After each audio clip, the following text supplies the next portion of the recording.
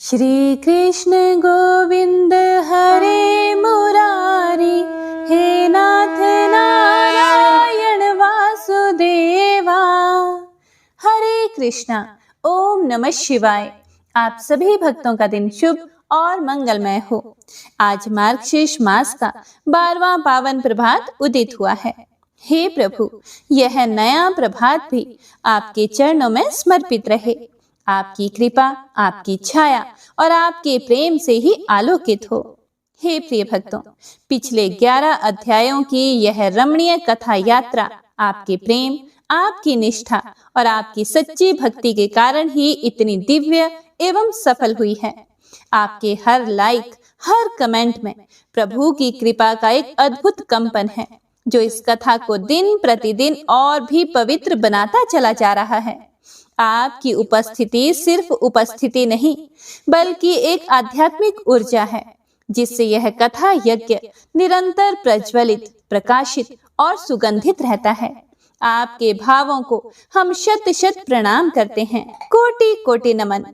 आज 12वें अध्याय के आरंभ से पहले आइए अपने मन को फिर एक बार विनम्रता, शुद्धता और समर्पण से भर दें, क्योंकि कथा वही सुन पाता है जिसका हृदय श्रद्धा से भर उठे और जिसका मन प्रभु के नाम में शांत हो जाए। हे श्री कृष्ण, आपकी करुणा की धारा हमारे भीतर की हर मलिनता को दूर करे और हमारे मन को भक्ति का पात्र बना दे। हे राधे माँ, आपकी मधुर ममता का प्रकाश हमारे हृदय को प्रेम, विनम्रता और करुणा से अनुप्राणित करे। हे गणपति बप्पा, आज के पावन पाठ में हर विघ्न का नाश करें और हमारी सभी वाणी, भाव और कृत्य मंगलमय बनाएं। तो आइए भक्तों, पूर्ण शांति, निर्मल हृदय और प्रभु रस से भीगे मन के साथ मार्गशीर्ष मास के 12वें अध्याय की इस अमृतमयी कथा का शुभारंभ करें। जय श्री गणेश, जय जय श्री राधे कृष्ण। हे प्रिय भक्तों, आज हम गणेश जी की एक ऐसी प्रेरणादायक कथा सुनेंगे जो यह सिखाती है कि गणेश जी की सच्ची भक्ति से जीवन के अंधकार मिट जाते हैं और सुख, शांति, समृद्धि अपने आप आ जाती है। जय श्री गणेश। एक बार एक नगर में एक मालिन रहती थी।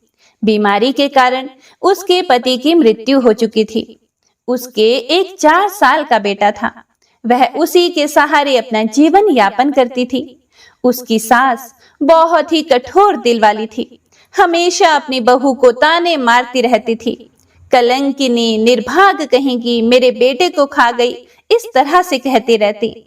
वह बेचारी चाहे कितने भी काम करे, अपनी सासू माँ की सेवा करे, पर उसकी सास के मुख से कभी भी उसके लिए एक प्यार का शब्द भी नहीं निकला। उसे दुखी देखकर उसकी सास को कभी भी दुख नहीं होता। वह कभी नहीं सोचती कि इस उम्र में पति को खोने के बाद बेचारी कितनी दुखी रहा करती होगी। इन सभी बातों को नजरअंदाज करते हुए वह हर समय अपनी बहू के साथ लड़ाई करती रहती। जितनी हो सके उसे तकलीफ देती थी। फिर भी उसकी बहू सामने बोलकर कुछ नहीं कहती, तो इतने से भी उसकी सास का मन नहीं भरता। एक दिन उसने अपने गुस्से के चलते अपने पोते और बहू को अपने घर से निकाल दिया। दोनों माँ बेटे रोते रोते घर से चल पड़े और चलते चलते वह एक जंगल में पहुंच गए। वहां जाकर एक बड़े से पेड़ के नीचे बैठ गए।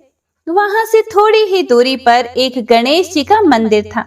वहां पर बहुत से लोग गणेश जी के दर्शन करने आते, वहां प्रसाद चढ़ाते और फिर वहां मौजूद लोगों को वह प्रसाद बांट देते। तो वह माँ बेटे दोनों गणेश जी के मंदिर में गए।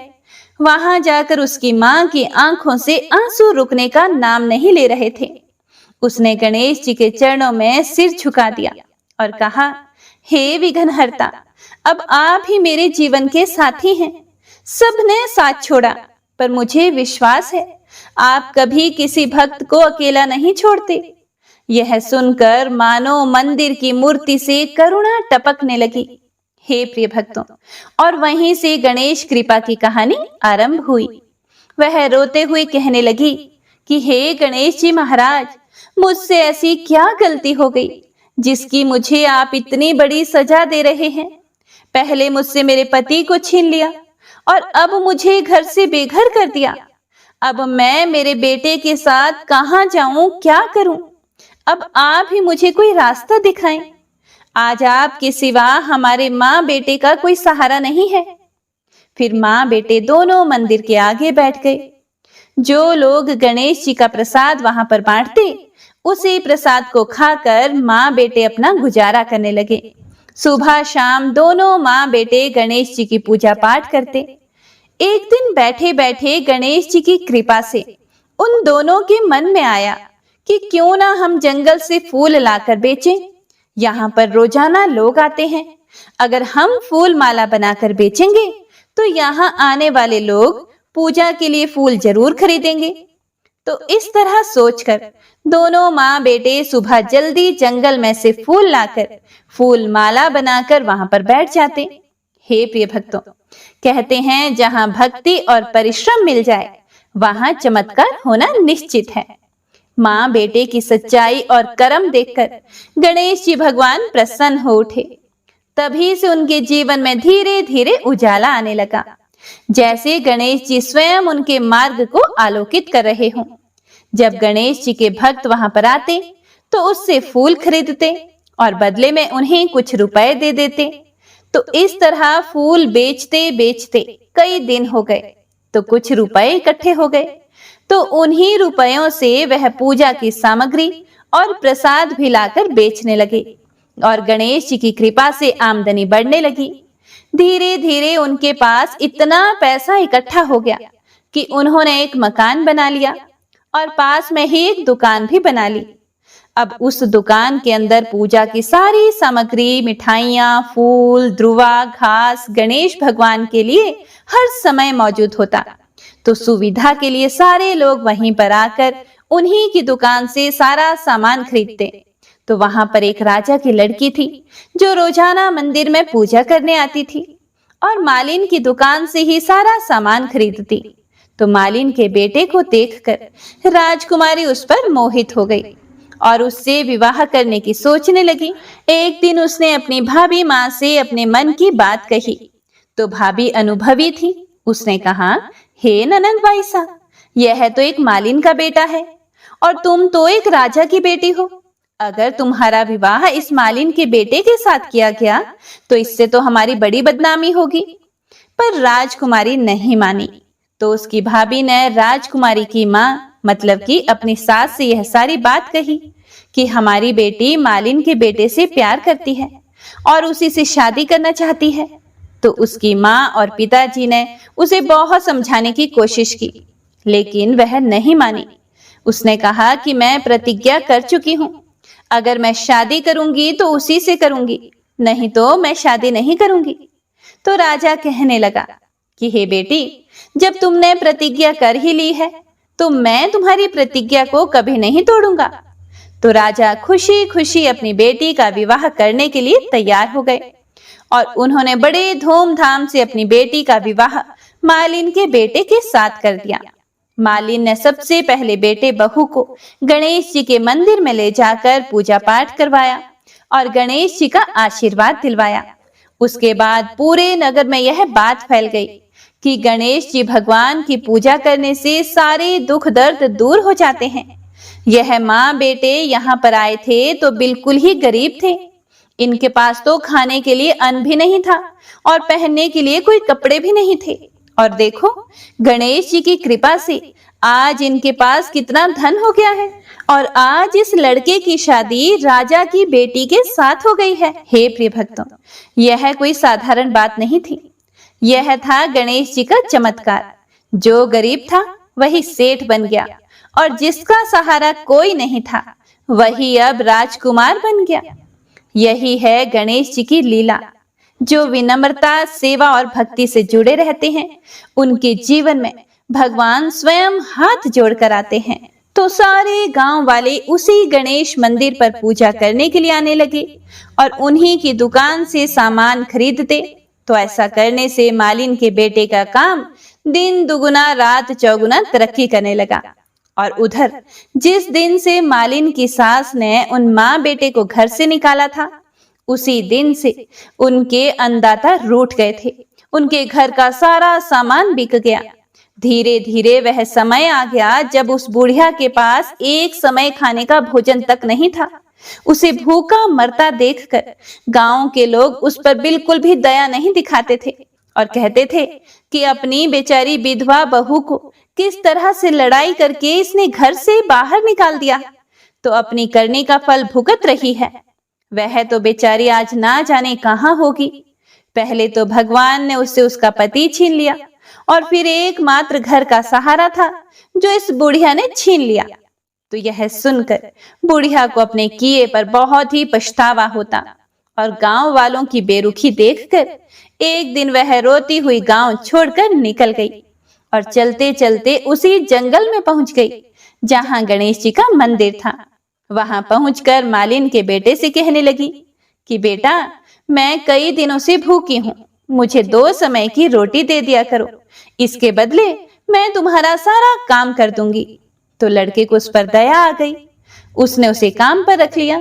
उसने अपनी दादी को नहीं पहचाना क्योंकि वह उस समय 4 साल का था और उसने उस बुढ़िया को भोजन भी करवाया। फिर बुढ़िया काम पर लग गई। जैसे ही शाम हुई तो मालिन घर आई। उसने अपनी सास को देखते ही पहचान लिया और कहने लगी कि सासू माँ, आप यहाँ कैसे?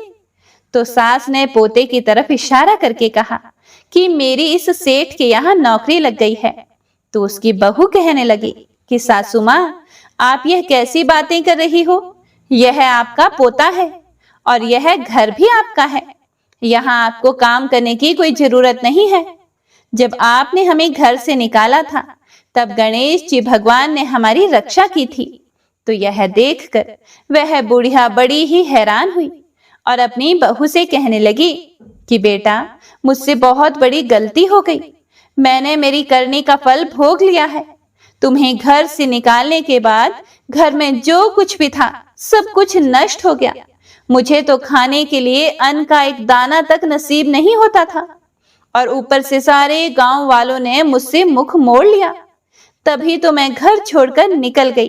बेटा, मुझे मेरी करने का बहुत ही पछतावा हो रहा है, तुम मुझे माफ कर दो। तो उसकी बहू कहने लगी कि माँ जी, कभी भी माँ अपने बच्चों से माफी नहीं मांगती। जो हुआ सो हुआ, उसे भूल जाओ और खुशी खुशी अपने पोते का सुख देखो। तो वह बुढ़िया सोचने लगी कि मेरी बहू कितनी अच्छी है और मैं इसे कभी भी पहचान ना सकी। आज मेरे पास कुछ नहीं है और इसके पास भगवान की कृपा से सब कुछ है।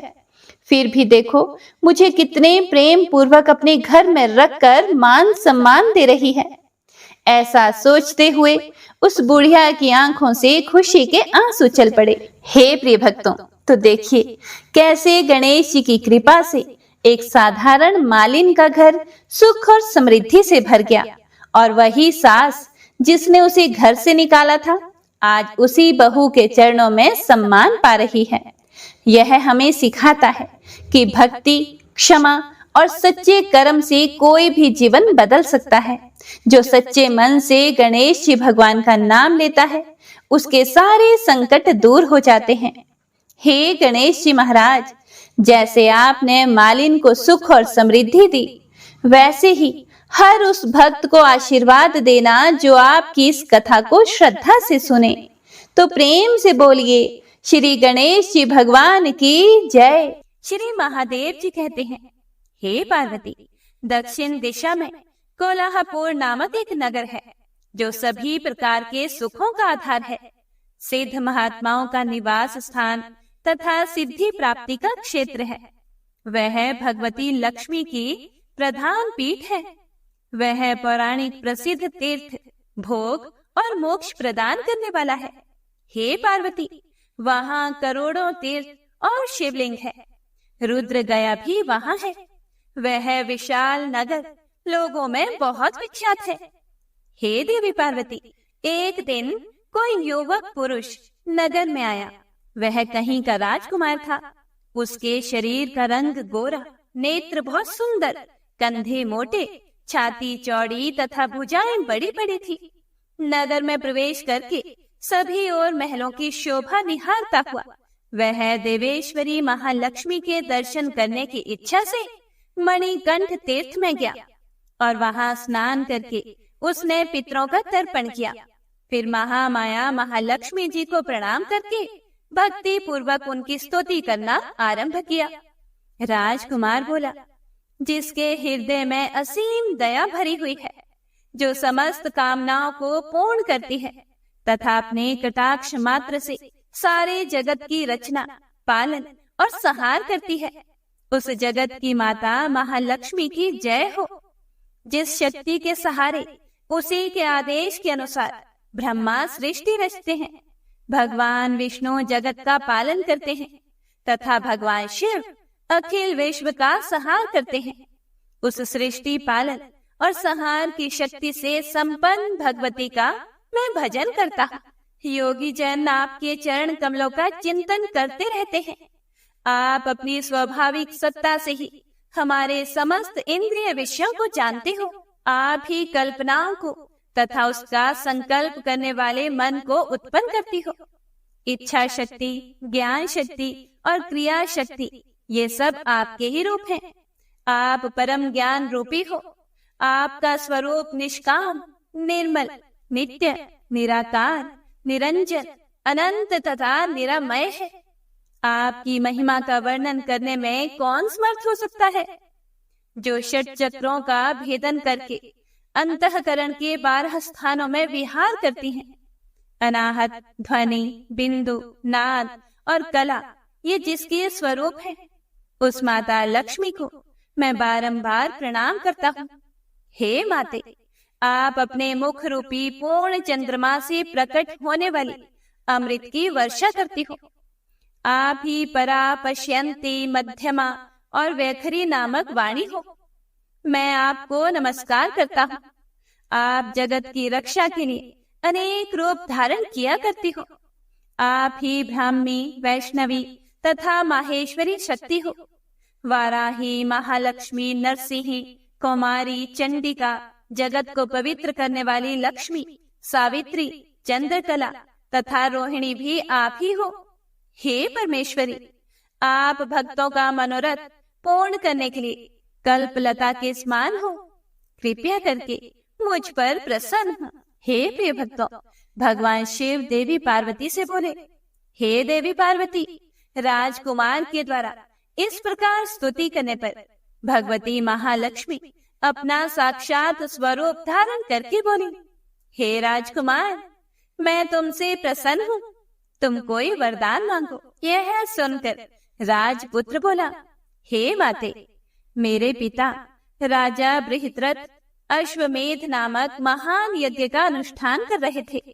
वे दैव योग से रोगग्रस्त होकर स्वर्गवासी हो गए और इसी बीच में बंधे हुए मेरे यज्ञ संबंधी घोड़े को, जो समूचे पृथ्वी की परिक्रमा करके लौटा था, किसी ने रात्रि में बंधन काटकर कहीं अन्यत्र पहुंचा दिया।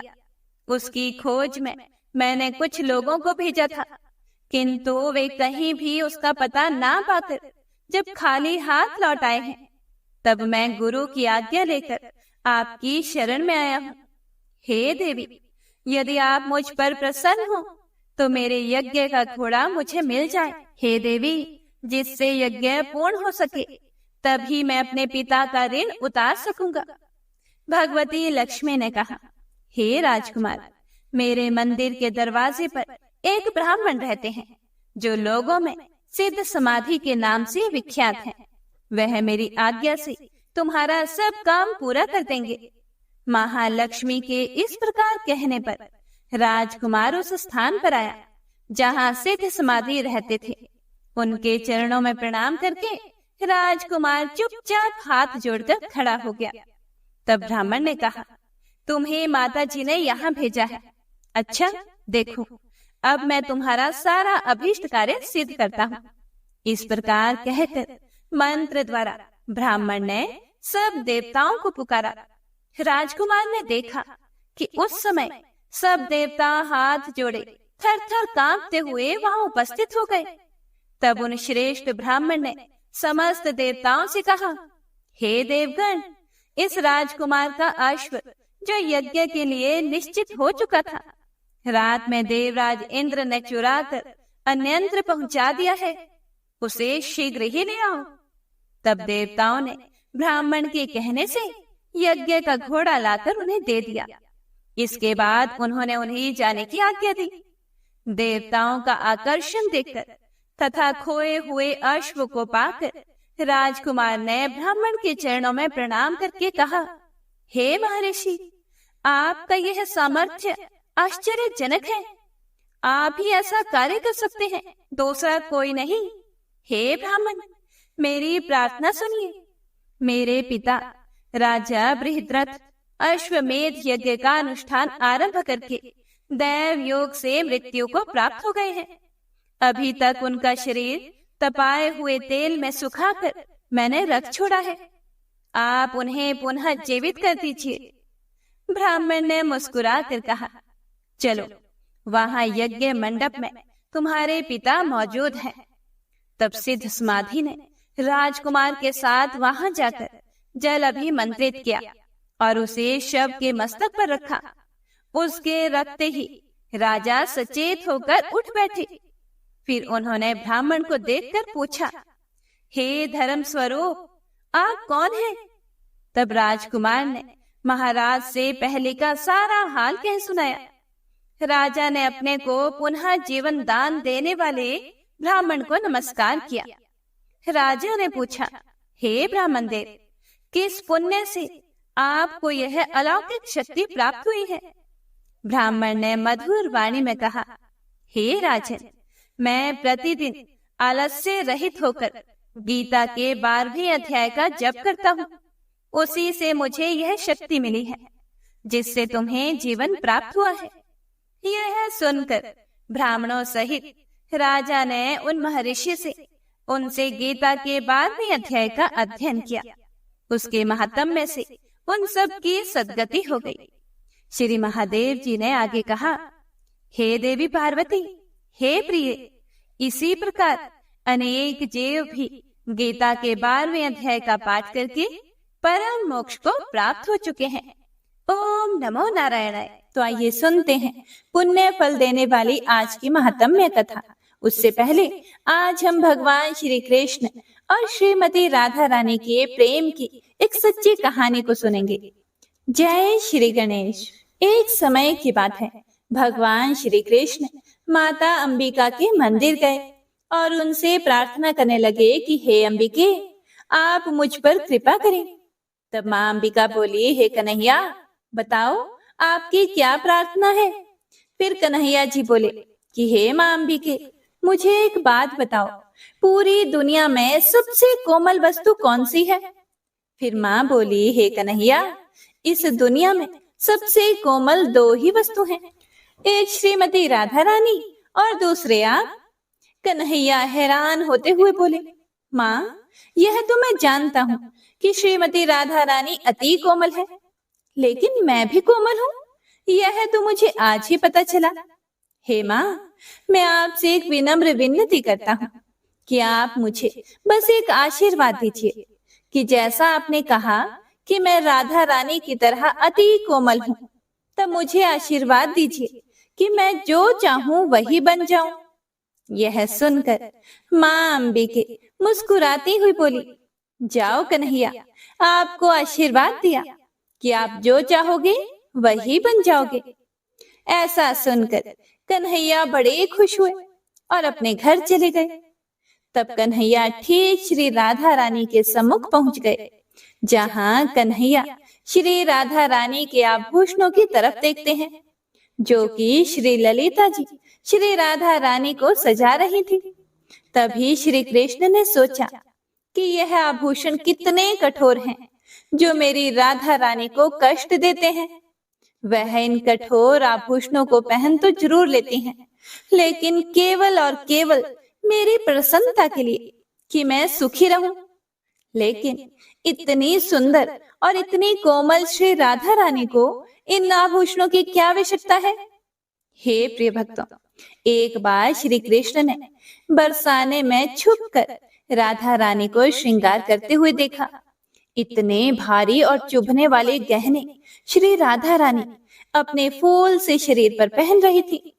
तभी ललिता सखी ने उनसे इतने गहने पहनने का कारण पूछा, तो सुंदरता की देवी श्री राधा रानी ने कहा कि वह इतनी रूपवान नहीं है और सज धज के श्याम सुंदर के लायक बनना चाहती हैं।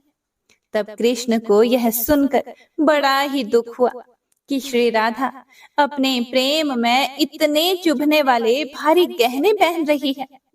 यह देखो, यह कर्ण झुमका कैसे इनके कोमल कानों को कष्ट दे रहा है। गले में लंबा हार तो देखो, इतनी कोमल और ऊपर से लंबा हार कैसे झुकी झुकी चल रही है मेरी कोमल अंगी राधा। साड़ी तो देखो कितनी भारी, नथ में बेसर कोमल नाक को जकड़ कर बैठी है। तब श्री कृष्ण ने याद किया कि माँ अंबिका ने मुझे कहा है कि इस पूरी सृष्टि में मैं अत्यंत कोमल हूँ, और अब तो मैंने उनसे वरदान भी ले लिया है कि मैं जो चाहूं वह बन जाऊं। हे प्रिय भक्तों, तब कन्हैया जी उसी समय अपने एक रूप से श्री राधा रानी के सारे आभूषण बन गए। उनकी साड़ी, लहंगा, महावर, नथ, कांचुकी, बेसर, अंगूठी सब के सब कन्हैया स्वयं ही बन गए। और दूसरे रूप में ललिता जी से बोले कि आप राधा रानी को यह आभूषण पहनाओ जो अत्यंत ही कोमल हैं। ललिता जी ने सारे आभूषण ले लिए और राधा रानी को पहनाने लगी। तब एक एक आभूषण से श्री राधा नाम की धुन निकलने लगी। तब राधा रानी ने कहा, यह आभूषण मेरे नाम क्यों गा रहे हैं? कन्हैया तो जानते थे कि ये सभी आभूषण वे स्वयं ही बने हैं, तभी तो आभूषणों और वस्त्र आदि से राधा रानी की ध्वनि हो रही है। हे प्रिय भक्तों, एक एक आभूषण और वस्त्र आदि जो अत्यंत कोमल थे, श्री राधा रानी को अत्यंत ही सुख पहुंचा रहे थे। राधा रानी ललिता सखी से बोली, हे सखी, पहली बार मुझे आभूषण वस्त्र आदि श्याम सुख आलिंगन का आनंद पहुंचा रहे हैं। यह देखकर कन्हैया बड़े प्रसन्न हुए कि मेरी कोमल राधा रानी को मैं स्वयं अपनी कोमल देह से वस्त्र आभूषण बनकर उन्हें सुखी कर रहा हूँ। हे प्रिय भक्तों, अब देखिए, अब ऐसा क्यों हुआ? क्यों कृष्ण राधा रानी के आभूषण वस्त्र कोमल बने? क्योंकि एक दिन श्री चित्रा सखी राधा रानी की वेड़ी में फूल का गजरा बांध रही थी और यह दृश्य श्री कृष्ण झाड़ियों में छिपकर देख रहे थे।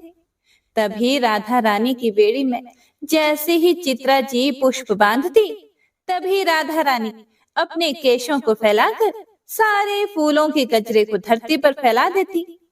तब चित्रा जी कहती हैं कि हे राधा रानी, आप यह क्या कर रही हो? सारे पुष्पों की माला और गजरा जो हम आपको पहना रही हैं, आप सारे केश फैलाकर क्यों गिरा रही हो? तब राधा रानी की आंखों में आंसू आ गए और यह सब भगवान श्री कृष्ण छुपकर देख रहे थे। राधा रानी चित्रा का हाथ पकड़कर बोली, हे सखी, मैं तुम पर वारी वारी जाती हूँ, लेकिन जब तुम मेरे केश में यह फूलों की माला डालकर उन्हें बांधती हो, तब मुझे अत्यंत वेदना होती है, क्योंकि ये काले केश मुझे श्याम सुंदर के वर्ण की याद दिला देते हैं। और जब तुम मेरे श्याम सुंदर रूपी केश को फूलों से बांधने का प्रयास करती हो, तब मैं दुखी हो जाती हूँ, यह सोचकर कि तुम कैसे मेरे श्याम सुंदर रूपी केश को बांध सकती हो। मैं अपने श्याम को बंधता हुआ नहीं देख सकती। बस तभी अपने सारे केश श्रृंगार को पल भर में खराब करके सब केश को खोल देती हूँ कि मेरे कन्हैया को कोई ना बांधे, चाहे मैं ही क्यों ना हूँ। और जब भगवान श्री कृष्ण ने राधा रानी की ये बातें सुनी, तो उन्होंने अंबिका जी से प्रार्थना की और स्वयं ही राधा रानी के वस्त्र आभूषण सब बन गए, ताकि राधा रानी को कोई कष्ट ना हो। तो सभी एक बार प्रेम से बोलिए, राधा कृष्ण भगवान की जय।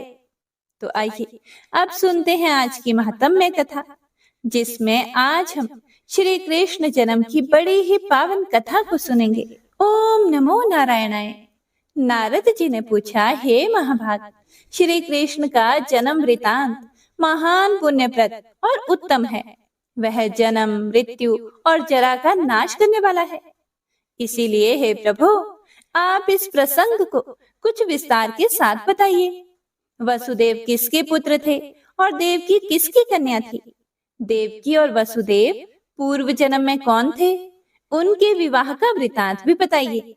अत्यंत क्रूर स्वभाव वाले कंस ने देवकी के 6 पुत्रों का वध क्यों किया तथा श्री हरि का जन्म किस दिन हुआ?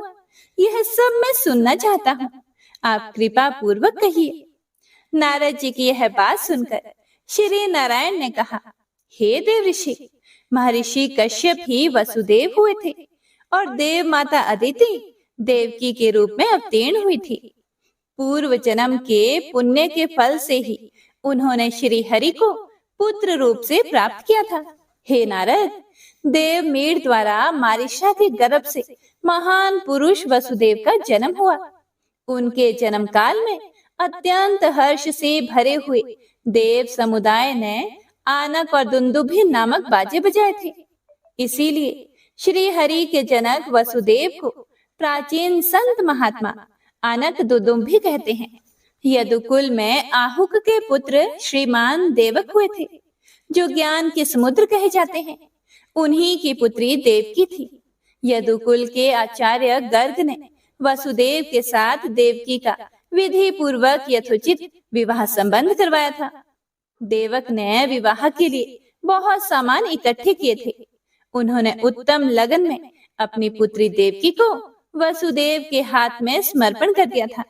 हे देव ऋषि नारद, देवक ने दहेज में सहस्त्रों घोड़े, सहस्त्रों स्वर्ण पात्र, वस्त्राभूषणों से विभूषित सैकड़ों सुंदरी दासियां, अनेक प्रकार के द्रव्य, तरह तरह के रत्न, उत्तम मणि, हीरे तथा रत्नमय पात्र दिए थे। देवक की कन्या श्रेष्ठ रत्नमय आभूषणों से विभूषित सैकड़ों चंद्रमाओं की समान कांतिमती त्रिभुवन मोहिनी, धन्य, मान्य तथा श्रेष्ठ युवती थी। रूप और गुण की निधि थी। उसके मुख पर मंद मुस्कान की छटा छाई रहती थी। उसे रथ पर बिठाकर वसुदेव जब प्रस्थान करने लगे, तब बहन के विवाह में खुशी से भरा हुआ कंस भी उसके साथ चला। वह तत्काल देवकी के रथ के निकट आ गया और इसी समय कंस को संबोधित करके एक आकाशवाणी हुई कि हे राजेंद्र, क्यों खुशी से फूल उठे हो? यह सच्ची बात सुनो। देवकी का 8वां गर्भ तुम्हारी मृत्यु का कारण होगा। हे प्रिय भक्तों, यह सुनकर महाबली कंस ने हाथ में तलवार ले ली। आकाशवाणी पर विश्वास करके भयभीत और कुपित होकर वह महापापी नरेश देवकी का वध करने के लिए तत्पर हो गया। वसुदेव जी बड़े भारी पंडित, नीतिज्ञ तथा नीति शास्त्र के ज्ञान में निपुण थे। उन्होंने कंस को देवकी का वध करने के लिए तत्पर देखकर उसे समझाना शुरू किया। वसुदेव जी बोले, हे राजन, ऐसा जान पड़ता है कि तुम राजनीति नहीं जानते हो। मेरी बात ध्यान से सुनो। यह तुम्हारे लिए हितकर और यशस्कर है, साथ ही कलंक को दूर करने वाली, शास्त्रों द्वारा प्रतिपादित तथा समय के अनुरूप भी है। हे राजन, यदि इसके 8वें गर्भ से ही तुम्हारी मृत्यु होने वाली है, तो इस बेचारी का वध करके क्यों अपयश लेते हो और अपने लिए नरक का मार्ग प्रशस्त करते हो? जीव मात्र के वध से ही न्यूनाधिक पाप होता है, लेकिन ब्रह्म हत्या बहुत बड़ा पातक है। स्त्री का वध करने से मनुष्य को ब्रह्म हत्या के समान पाप लगता है। हे राजन, विशेषतः यह तुम्हारी बहन है, तुमसे पालित और पोषित होने योग्य है, इसीलिए तुम्हारी शरण में आई है। हे राजन, इसका वध करने पर तुम्हें 100 स्त्रियों की हत्या का पाप लगेगा।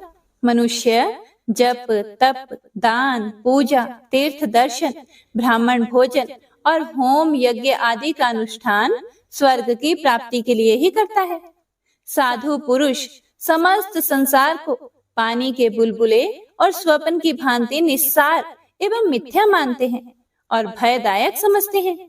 इसीलिए वे सदैव यत्न पूर्वक धर्म का अनुष्ठान करते हैं।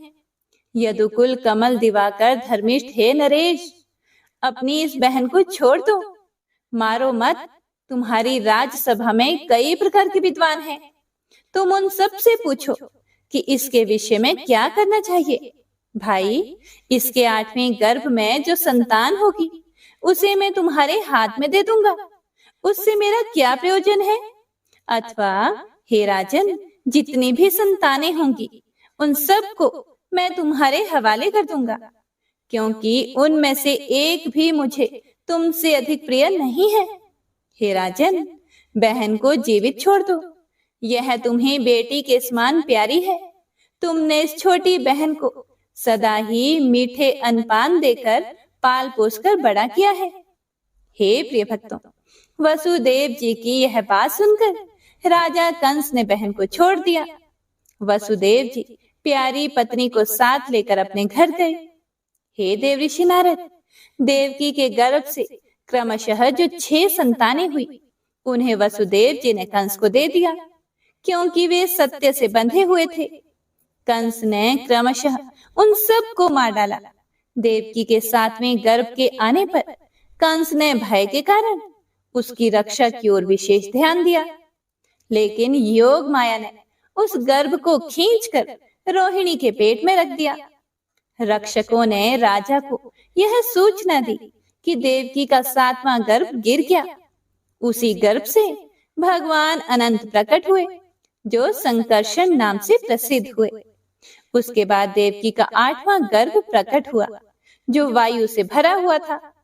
9वां मास व्यतीत होने के बाद 10वां मास उपस्थित होने पर सर्वदर्शी भगवान ने उस गर्भ पर दृष्टिपात किया। समस्त नारियों में श्रेष्ठ देवी देवकी स्वयं तो रूपवती थी ही, और भगवान के दृष्टिपात करने पर तत्काल ही उनका सौंदर्य 4 गुना बढ़ गया। कंस ने देखा कि देवकी के मुख और नेत्र खिल उठे हैं। वह तेज से प्रज्वलित होकर योग माया के समान 10 दिशाओं को प्रकाशित कर रही है। मूर्तिमान ज्योतिपुंज सी दिखाई देती है। उसे देखकर असुर राज कंस को बड़ा विस्मय हुआ। उसने मन ही मन कहा कि इस गर्भ से जो संतान होगी वही मेरी मृत्यु का कारण है। ऐसा कहकर कंस यत्न पूर्वक देवकी और वसुदेव की रखवाली करने लगा। उसने 7 द्वार वाले भवन में उन दोनों को रख छोड़ा था। 10वें मास के पूर्ण होने पर जब वह गर्भ वायु से पूर्ण हो गया, तब सबसे निर्लिप्त रहने वाले साक्षात भगवान श्री कृष्ण ने देवकी के हृदय कमल में निवास किया। उस समय महामनस्वी वसुदेव ने देवकी पर दृष्टिपात करके समझ लिया कि प्रसव काल सन्निकट आ गया है। फिर तो वे भगवान श्री हरि का स्मरण करने लगे। रतनमय प्रदीप से युक्त उस परम मनोहर भवन में उन्होंने तलवार, लोहा, जल और अग्नि को लाकर रखा। मंत्रज्ञ मनुष्य तथा भाई बंधुओं की स्त्रियों को भी बुला लिया। भय से व्याकुल वसुदेव ने विद्वान ब्राह्मण तथा बंधुओं को भी सादर बुला भेजा। इसी समय जब रात के 2 पहर बीत गए, आकाश में बादल घिर आए, बिजलियां चमकने लगी, अनुकूल वायु चलने लगी तथा रक्षक निद्रित होकर शैया पर इस तरह निश्चेष्ट सो गए कि मानो मरकर अचेत हो गए हों। तब धर्म, ब्रह्मा जी तथा शिव आदि देवेश्वर गण वहां आए तथा गर्भस्थ परमेश्वर की स्तुति करने लगे। देवता बोले, हे भगवान, आप समस्त संसार की उत्पत्ति के स्थान हैं, किंतु आपकी उत्पत्ति का स्थान कोई नहीं है। आप अनंत, अविनाशी, निष्पाप, सगुण, निर्गुण तथा महान ज्योति स्वरूप है। आप निराकार होते हुए भी भक्तों के अनुरोध से साकार बन जाते हैं। आप पर किसी का अंकुश या नियंत्रण नहीं है। हे प्रभु, आप सर्वथा स्वच्छंद, सर्वेश्वर, सर्वरूप तथा समस्त गुणों के आश्रय हैं। आप संतों को सुख देने वाले, दुष्टों को दुख प्रदान करने वाले, दुर्गम स्वरूप एवं दुर्जनों के नाशक हैं। आप तक तर्क की पहुंच नहीं होती है। आप सबके आधार हैं, शंका और उपद्रव से शून्य हैं, उपाधि शून्य, निर्लिप्त और निरीह हैं। मृत्यु की भी मृत्यु है, अपनी आत्मा में रमण करने वाले, पूर्ण काम, निर्दोष और नित्य हैं। हे प्रभु, आप सौभाग्यशाली और दुर्भाग्य रहित हैं तथा प्रवचन कुशल हैं। आपको रिझाना या लांघना कठिन ही नहीं असंभव है। आपके निश्वास से वेदों का प्राकट्य हुआ है, इसीलिए आप उनके प्रादुर्भाव में हेतु हैं। संपूर्ण वेद आपके स्वरूप हैं। छंद आदि वेदांग भी आपसे भिन्न नहीं है। आप वेद वेत्ता और सर्वव्यापी हैं। हे प्रिय भक्तों, ऐसा कहकर देवताओं ने बारंबार उनको प्रणाम किया। उन सब के नेत्रों में खुशी के आंसू छलक रहे थे। उन सब ने फूलों की वर्षा की। जो पुरुष प्रातः काल उठकर 42 नामों का पाठ करता है, वह श्री हरि की दृढ़ भक्ति, दास्य भाव तथा मनोवांछित फल पाता है। भगवान नारायण आगे कहते हैं कि हे देव ऋषि नारद, इस प्रकार स्तुति सुनाकर देवता लोग अपने अपने धाम को चले गए। फिर जल की वृष्टि होने लगी। सारी मथुरा नगरी निश्चेष्ट होकर सो रही थी।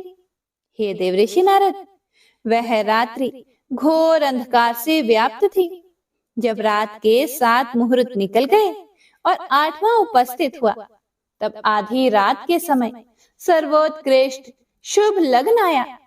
वह वेदों से अतिरिक्त तथा दूसरों के लिए दुर्गेय लगन था। उस लगन पर केवल शुभ ग्रहों की ही दृष्टि थी, अशुभ ग्रहों की नहीं थी। रोहिणी नक्षत्र और अष्टमी तिथि के संयोग से जयंती नामक योग संपन्न हो गया था। हे देव ऋषि नारद, जब अर्ध चंद्रमा का उदय हुआ, उस समय लग्न की ओर देख देख कर भयभीत हुए सूर्य आदि सभी ग्रह आकाश में अपनी अपनी गति के क्रम को लांघ कर मीन लगन में जा पहुंचे। शुभ और अशुभ सभी वहां इकट्ठे हो गए। विधाता की आज्ञा से एक मुहूर्त के लिए वे सभी ग्रह प्रसन्नता पूर्वक 11वें स्थान पर जाकर वहां सानंद स्थित हो गए थे। मेघ वर्षा करने लगे, ठंडी ठंडी हवाएं चलने लगी। पृथ्वी अत्यंत प्रसन्न थी। 10 दिशाएं स्वच्छ हो गई थी। ऋषि, मनु, यक्ष, गंधर्व, किन्नर, देवता और देवियां सभी प्रसन्न थे। अप्सराएं नृत्य करने लगी। गंधर्वराज और विद्याधरियां गीत गाने लगी। नदियां सुख पूर्वक बहने लगी। अग्निहोत्र की अग्नियां प्रसन्नता पूर्वक प्रज्वलित हो उठी। स्वर्ग में दुंदुभियों और आनकों की मनोहर ध्वनि होने लगी। खिले हुए पारिजात के पुष्पों की झड़ी लग गई।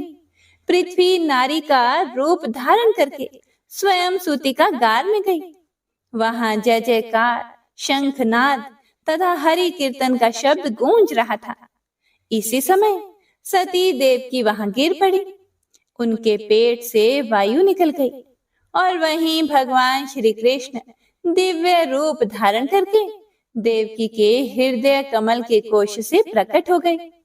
उनका शरीर अत्यंत कमनीय और परम मनोहर था। 2 भुजाएं थी। हाथ में मुरली शोभा पा रही थी। कानों में मकराकृत कुंडल झलमला रहे थे। मुख मंद हास्य की छटा से प्रसन्न जान पड़ता था।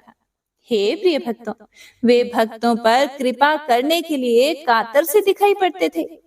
श्रेष्ठ मणि रत्नों के सार तत्व से निर्मित आभूषण उनके शरीर की शोभा बढ़ा रहे थे। पीतांबर से सुशोभित श्री विग्रह की कांति नूतन जलधर के समान श्याम थी। चंदन, अगुरु, कस्तूरी और कुमकुम के द्रव्य से निर्मित अंगराग सभी अंगों में लगा हुआ था।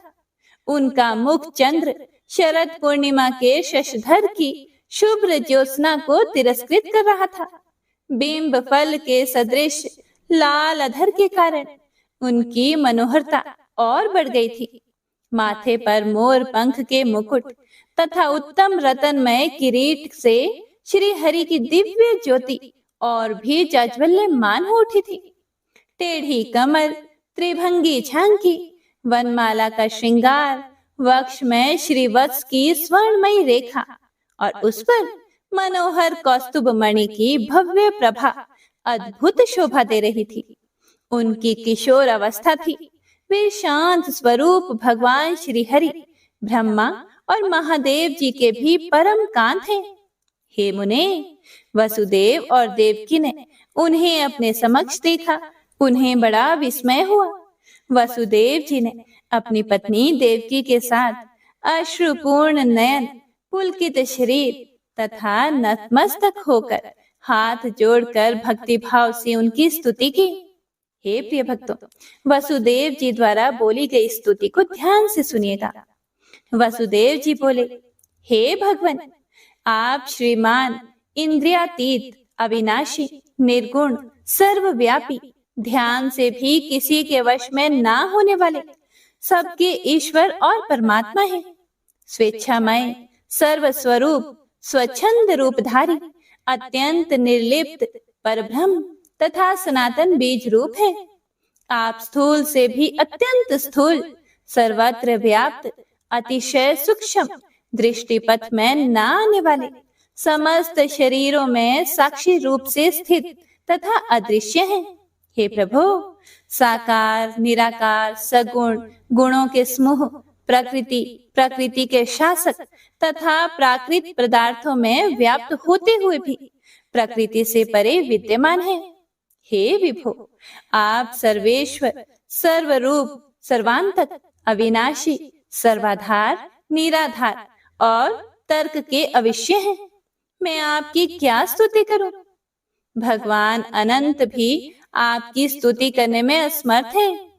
सरस्वती देवी में भी वह शक्ति नहीं कि आपकी स्तुति कर सके। पंचमुख महादेव जी और 6 मुख वाले स्कंद भी जिनकी स्तुति नहीं कर सकते, वेदों को प्रकट करने वाले चतुर्मुख ब्रह्मा भी जिनकी स्तुति में सर्वदा अक्षम है, तथा योगेंद्रों के गुरु के भी गुरु गणेश जी भी जिनकी स्तुति में असमर्थ हैं, उन आपका स्तवन ऋषि, देवता, मुनीन्द्र, मनु और मानव कैसे कर सकते हैं? उनकी दृष्टि में तो आप कभी आए ही नहीं। जब श्रुतियां आपकी स्तुति नहीं कर सकती, तो विद्वान लोग क्या कर सकते हैं? मेरी आपसे इतनी ही प्रार्थना है कि आप ऐसे दिव्य शरीर को त्याग कर बालक का रूप धारण कर लें। हे प्रिय भक्तों, जो भी मनुष्य वसुदेव जी के द्वारा किए गए इस स्तोत्र का तीनों संध्याओं के समय पाठ करता है या श्रवण करता है, वह श्री कृष्ण चरणारविंदों की दास्य भक्ति प्राप्त कर लेता है। उसे विशिष्ट एवं हरि भक्त पुत्र की प्राप्ति होती है। वह सारे संकटों से शीघ्र पार हो जाता है और शत्रु के भय से छूट जाता है। भगवान नारायण कहते हैं कि हे देव ऋषि नारद, वसुदेव जी की बात सुनकर भक्तों पर अनुग्रह के लिए कातर रहने वाले प्रसन्न वदन श्री हरि ने स्वयं इस प्रकार कहा कि मैं तपस्याओं के फल से ही इस समय तुम्हारा पुत्र हुआ हूँ। तुम इच्छा अनुसार वर मांगो, तुम्हारा कल्याण होगा, इसमें कोई भी संशय नहीं। पूर्व काल में तुम तपस्वी जनों में श्रेष्ठ प्रजापति कश्यप थे और ये सुतप्पा माता अदिति तुम्हारे साथ थी। तुमने अपनी इन तपस्विनी पत्नी अदिति के साथ तपस्या द्वारा मेरी आराधना की थी। वहां मुझे देखकर तुमने मेरे समान पुत्र होने का वर मांगा और मैंने भी तुम्हें यह वर दिया कि मेरे समान पुत्र की प्राप्ति होगी। हे तात, तुम्हें वर देकर मैंने मन ही मन विचार किया। फिर यह बात ध्यान में आई कि मेरे समान तो कोई त्रिभुवन में है ही नहीं, इसीलिए मैं स्वयं ही तुम्हारे पुत्र भाव को प्राप्त हुआ हूँ। आप स्वयं कश्यप जी हैं और तपस्या के प्रभाव से इस समय मेरे पिता वसुदेव हुए हैं। ये उत्तम तपस्या वाली पतिव्रता देव माता अदिति ही इस समय अपने अंश से मेरी माता देवकी के रूप में प्रकट हुई है। आप और माता अदिति से ही मैं अंशतः वामन रूप में अवतीर्ण हुआ था, किंतु इस समय आपके तप के फल से मैं परिपूर्णतम परमात्मा ही पुत्र रूप में प्रकट हुआ हूँ। हे महामते, तुम पुत्र भाव से या ब्रह्म भाव से जब मुझे पा गए हो तो अब निश्चय ही जीवन मुक्त हो जाओगे। हे तात, अब तुम मुझे लेकर शीघ्र ही व्रज में चलो और यशोदा के घर में मुझे रख कर वहां उत्पन्न हुई माया को ले आओ तथा यहाँ अपने पास उसे रख लो। ऐसा कहकर श्री हरि वहां तुरंत शिशु रूप हो गए। श्यामल पुत्र को पृथ्वी पर नग्न भाव से सोया देखकर विष्णु जी की माया से मोहित होकर वसुदेव जी सूतिका गार में अपनी पत्नी से तंद्रा में बोले, हे प्रिय, ये कैसा तेज पुंज है। ऐसा कहकर वसुदेव ने पत्नी के साथ कुछ विचार करके बालक को गोद में उठा लिया और उसे लेकर वे नंद गोकुल में जा पहुंचे। वहां नंद गांव में यशोदा जी नींद से अचेत हो रही थी। उन्होंने शैया पर उन्हें निद्रित अवस्था में देखा और साथ ही नंद जी भी वहां नींद में बेसुध हो गए थे।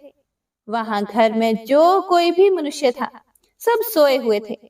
वसुदेव जी ने देखा कि तपाए हुए स्वर्ण के समान और गौर कांति वाली एक नग्न बालिका पड़ी पड़ी घर की छत की ओर देख रही है। उसके प्रसन्न मुख पर मंद मंद मुस्कान की छटा छा रही थी। उसे देखकर वसुदेव जी को बड़ा विस्मय हुआ। वे तुरंत ही पुत्र को वहां सुलाकर कन्या को गोद में लेकर डरते डरते मथुरा की ओर चल पड़े और अपनी पत्नी के सूतिका गार में जा पहुंचे। वहीं उन्होंने उस महामाया स्वरूपिणी बालिका को सुला दिया। बालिका जोर जोर से रोने लगी। उसे देखकर देवकी थर्रा उठी। उस बालिका ने अपने रोने की आवाज से ही रक्षकों को जगा दिया। रक्षक शीघ्र उठकर खड़े हो गए और उस बालिका को छीनकर कंस के पास ले गए। देवकी और वसुदेव भी शोक से विवल होकर पीछे पीछे गए। हे महामुने, बालिका को देखकर कंस को बड़ी प्रसन्नता नहीं हुई। उस रोती हुई बच्ची पर भी उसे दया भी नहीं आई। वह क्रूर कर्म वाला असुर उस बालिका को लेकर पत्थर पर दे मारने के लिए आगे बढ़ा। उस समय वसुदेव और देवकी ने बड़े आदर के साथ उससे कहा, हे राजन, तुम नीति शास्त्र में निपुण विद्वान हो, इसीलिए हमारी सच्ची नीति युक्त तथा मनोहर बात सुनो। भैया, तुमने हमारे भाई बंधु होकर भी हम दोनों के 6 पुत्रों का वध कर डाला, फिर भी तुम्हें दया नहीं आती। अब इस 8वें गर्भ में यह अबला बालिका प्राप्त हुई है। हमारी इस बच्ची को मारकर तुम्हें भूतल पर कौन सा महान ऐश्वर्य प्राप्त हो जाएगा। क्या एक अबला युद्ध के मुहाने पर तुम्हारी राज्य लक्ष्मी का हनन करने में समर्थ हो सकती है। ऐसा कहकर वसुदेव और देवकी दोनों दुरात्मा कंस के सामने वहां फूट फूट कर रोने लगे। कंस बड़ा ही निर्दयी था। उसने उन दोनों की बातें सुनकर इस प्रकार उन्हें उत्तर दिया कि हे बहन, मेरी बात सुनो, मैं तुम्हें समझाता हूँ। विधाता दैववश एक तिनके के द्वारा पर्वत को धराशाही करने में समर्थ है। एक कीड़े के द्वारा सिंह और व्याघ्र को तथा एक मच्छर के द्वारा विशालकाय हाथी को नष्ट कर सकते हैं। शिशु के द्वारा महान वीर का, क्षुद्र जंतुओं द्वारा विशालकाय प्राणी का, और चूहे के द्वारा बिल्ली का, और मेंढक के द्वारा सर्प का वध करा सकते हैं। इस प्रकार विधाता जन्य के द्वारा जनक का, भक्ष्य के द्वारा भक्षक का, अग्नि के द्वारा जल का और सूखे तिनके के द्वारा अग्नि का नाश करने में समर्थ है। सुनो, एकमात्र द्विज जनहू ने 7 समुद्रों को पी लिया था। इसीलिए तीनों लोकों में विधाता की विचित्र गति को समझ पाना अत्यंत कठिन है। दैव योग से यह बालिका ही मेरा नाश करने में समर्थ हो जाएगी। इसीलिए मैं बालिका का भी वध कर डालूंगा। इस विषय में विचार करने की कोई आवश्यकता नहीं है। हे प्रिय भक्तों, ऐसा कहकर कंस उस बालिका को मारना ही चाहता था कि वसुदेव जी ने फिर से उससे कहा, हे राजन, तुमने अब तक व्यर्थ ही हिंसा की है। हे कृपानिधे, अब इस बालिका को मुझे दे दो। नारायण जी बोले, हे देवऋषि नारद, उनकी यह बात सुनकर विचारज्ञ कंस संतुष्ट हो गया। इसी समय उसे बोध कराती हुई आकाशवाणी प्रकट हुई। ओ मूढ़ कंस, तू विधाता की गति को ना जानकर किसे मारने जा रहा है? तेरा वध करने वाला बालक कहीं और उत्पन्न हो गया है। समय आने पर वह प्रकट होगा। यह आकाशवाणी सुनकर राजा कंस ने बालिका को त्याग दिया। वसुदेव और देवकी उसे पाकर बड़े प्रसन्न हुए। वे उस बालिका को छाती से लगाए घर को लौट आए। मरी हुई कन्या मानो फिर जी गई हो, इस प्रकार उसे पाकर वसुदेव जी ने ब्राह्मणों को बहुत धन दिया। हे विप्रवर, वह कन्या परमात्मा श्री कृष्ण की बड़ी बहन हुई। पार्वती के अंश से उसका आविर्भाव हुआ था और लोक में वह एकांशा नाम से विख्यात हुई। द्वारका में रुक्मणी के विवाह के अवसर पर वसुदेव जी ने उस कन्या को भगवान शंकर के अंशावतार महर्षि दुर्वासा के हाथ में भक्ति पूर्वक दे दिया था। हे देवऋषि नारद, इस प्रकार श्री कृष्ण जन्म के विषय में सारी बातें बताई गई हैं। इसका बारंबार कीर्तन जन्म, मृत्यु और जरा के कष्ट को नष्ट करने वाला, सुखदायक और पुण्यदायक है। ओम नमो नारायणाय। हे प्रिय भक्तों, तो आज की ये महात्म्य कथा यहीं पर समाप्त होती है। इससे आगे का वर्णन आप सभी भक्तजन अगले अध्याय में जरूर सुनिएगा। वंशी शोभित कर मधुर नील जलद तन श्याम, अरुण अधर जनु बिंब फल नयन कमल अभिराम, पूर्ण इंद्र अरविंद मुख पीतांबर शुभ साज, जय मन मोहन मदन छवि कृष्ण चंद्र महाराज। जय यदुनंदन जय जगवंदन, जय वसुदेव देवकी नंदन, जय यशोदासुत नंद दुलारे, जय प्रभु भक्तन के धृत तारे, जय नट नागर नागन थैया कृष्ण कन्हैया धेनु चरैया, पुनि नख पर प्रभु गिरिवर धारो, आओ दीनन कष्ट निवारो। वंशी मधुरे अधर धर तेरे, होवे पूर्ण मनोरथ मेरी, आओ हरि पुनि माखन चाखो, आज लाज भारत की राखो। गोल कपोल चिबुक करुणारे, मृदु मुस्कान मोहिनी डारे, रंजित राजीव नयन विशाला, मोर मुकुट वैजंती माला, कुंडल श्रवण पीत पटाछे, कटिकी गणि काछन काछे, नील जलज सुंदर तनु सोहे, छवि लखि सुर नर मुनि मन मोहे, मस्तक तिलक अलक घुंघराले, आओ कृष्ण बांसुरी वाले, करि पय पान पूत नहीं तार्यो, अका बका का सुर मार्यो।